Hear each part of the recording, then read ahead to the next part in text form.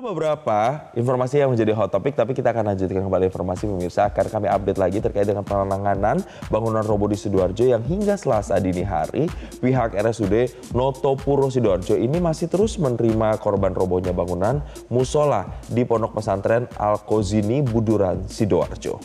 Dan sejauh ini jumlah korban di rumah sakit ini mencapai 38 orang. Direktur RSUD Notopuro Sidoarjo Dr. Ato Irawan mengatakan bahwa dari 38 korban, sebanyak 27 korban diantaranya menjalani rawat jalan dan sudah pulang. 6 korban menjalani opname, kemudian 2 orang menjalani operasi, dan 1 orang sedang menjalani observasi, dan 2 korban mengalami patah tulang memilih untuk pulang. Tim medis dari RSUD Notopuro Sidoarjo juga telah melakukan amputasi tangan kepada salah satu korban di lokasi kejadian. Dan saat ini korban tersebut telah mendapatkan perawatan medis di RSUD Notopuro Sidoarjo. Selain di RSUD Notopuro, sebagian korban robohnya bangunan musola di Ponpes Al-Kozini juga dirujuk ke Rumah Sakit Delta Surya Sidoarjo sebanyak 4 orang, serta Rumah Sakit Siti Hajar Sidoarjo sebanyak 39 orang.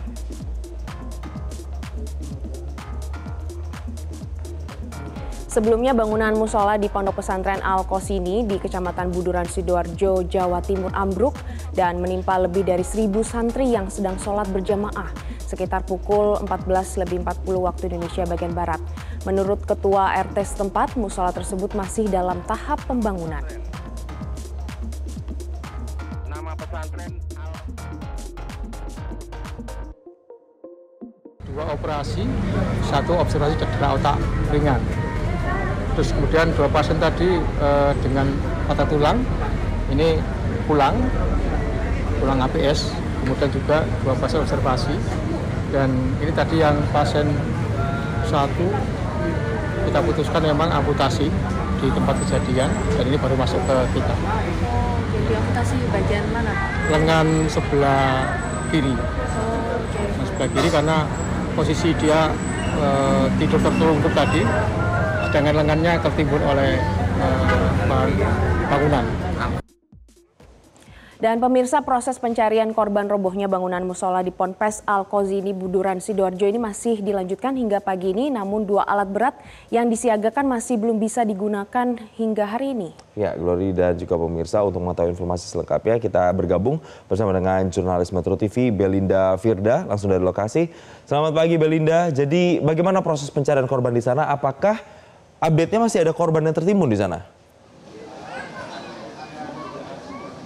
Selamat pagi Glory, Jason dan pemirsa. Betul sekali, hingga pagi hari ini proses pencarian korban di bawah reruntuhan ini masih terus dilakukan oleh tim SAR gabungan sejak tadi malam. Dan memang proses pencarian ini dilakukan karena hingga saat ini dari tim SAR gabungan pun masih belum bisa memastikan ada berapa korban yang masih tertimbun, mengingat ketika kejadian pada hari Senin sore kemarin ini di saat para santri ini sedang melakukan sholat jemaah di waktu asar. Tadi kami sempat bertanya dengan salah satu korban selamat, yakni anak berusia kira-kira 13 tahun. Dan memang salah satu santri di sini dia menyebutkan kejadian ini ia terasa sudah mulai ada suara-suara reruntuhan, puing-puing begitu, batu-batu kecil di rokaat pertama, kemudian di rokaat ketiga dia menyelamatkan diri, dan ketika perkiraan salah satu keterangan korban ini, gedung ambruk, musola ambruk ini, yakni ketika sholat di rokaat keempat. Namun memang hingga saat ini kami masih menunggu keterangan pasti dari tim SAR gabungan bagaimana kronologi detail ketika kejadian. Namun diperkirakan dari beberapa saksi, keterangan beberapa saksi ini memang kejadian sekitar pukul waktu 15 waktu Indonesia Barat. Nah, saya akan mengajak Anda pemirsa untuk melihat bagaimana kondisi terkini. Ini adalah posko SAR gabungan yang juga digunakan untuk keluarga korban untuk mencari informasi. Jadi memang di sini akan diupdate terus berapa jumlah korban, kemudian berapa korban yang berhasil dievakuasi. Dari data yang kami terima dari Kakansar Surabaya per pagi hari ini, setidaknya secara keseluruhan sudah ada 98 orang korban total keseluruhan dan 98 orang ini ditemukan dalam kondisi selamat, sementara ada 1 korban ini dalam kondisi meninggal dunia. Dan kalau kita rinci datanya ini tidak secara keseluruhan mereka dievakuasi oleh tim SAR gabungan, namun ketika kejadian ini ada evakuasi mandiri yang dilakukan oleh para santri dan juga warga sekitar. Dan memang ini adalah anggota keluarga yang masih menunggu kepastian kabar dari anak mereka, kemudian keponakan dan lain sebagainya untuk bagaimana proses pencarian di hari ini. Jason, Glory dan juga pemirsa, bisa saya gambarkan memang sejak pagi kami masih melihat tangis dari keluarga yang menunggu kepastian kabar. Ada yang masih berusia SD, kemudian SMP dan juga SMA, ini beragam karena di pondok pesantren Al-Khazini ini memang ada kewajiban untuk melaksanakan sholat 5 waktu secara berjamaah, sehingga diduga dari keterangan salah satu keluarga korban tadi, di saat jam itulah semua tingkatan anak-anak santri putra ini melaksanakan sholat asar berjamaah. Namun ada sebagian mereka yang berusaha menyelamatkan diri ketika sudah mendengar suara atau gemuruh dari bangunan yang akan roboh. Sementara itu kami tadi sempat bertanya dengan tim SAR yang melakukan pencarian hari ini. Ada sejumlah kendala yang masih dihadapi hingga hari ini, Jason, Glory dan juga pemirsa, mengingat ternyata ini adalah bangunan 4 lantai dan para korban ini tertimbun di lantai dasar, sehingga ini menjadi kendala akses untuk mereka bisa mengevakuasi para korban yang diduga masih tertimbun.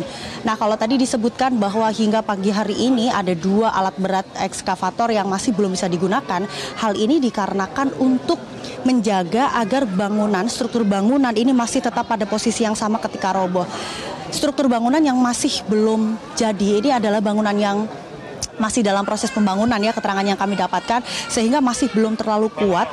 Ketika menggunakan alat berat ini dikhawatirkan akan menyebabkan reruntuhan di atasnya ambruk, sehingga semakin menyulitkan untuk proses evakuasi. Dan untuk saat ini proses evakuasi yang masih terus dilakukan oleh tim SAR gabungan ini dimaksimalkan menggunakan alat-alat ekstrikasi. Ekstrikasi ini adalah alat-alat yang memang digunakan menggunakan tangan, sehingga tidak perlu ada pergerakan atau getaran dari struktur bangunan itu sendiri. Nah, selain itu, mengapa akhirnya 2 alat berat ini tidak digunakan? Karena hingga pagi hari ini dari tim SAR ini masih mendengar suara korban selamat di bawah reruntuhan. Sehingga ini yang menyebabkan kalau nanti menggunakan alat berat akan mengkhawatirkan dan jangan sampai ini ambruk dan menimpa untuk korban-korban yang masih terdengar suaranya. Besar harapan kami hari ini proses evakuasi bisa membuahkan hasil, banyak korban-korban yang bisa diselamatkan, karena diduga masih ada yang tertimbun dan proses pencarian masih terus dilanjutkan. Bahkan sampai sekarang kami masih belum mendapatkan berapa jumlah total korban yang masih dalam proses pencarian. Kembali ke studio. Baik, terima kasih jurnalis Metro TV Belinda Firda atas laporan langsung Anda dan selamat bertugas kembali.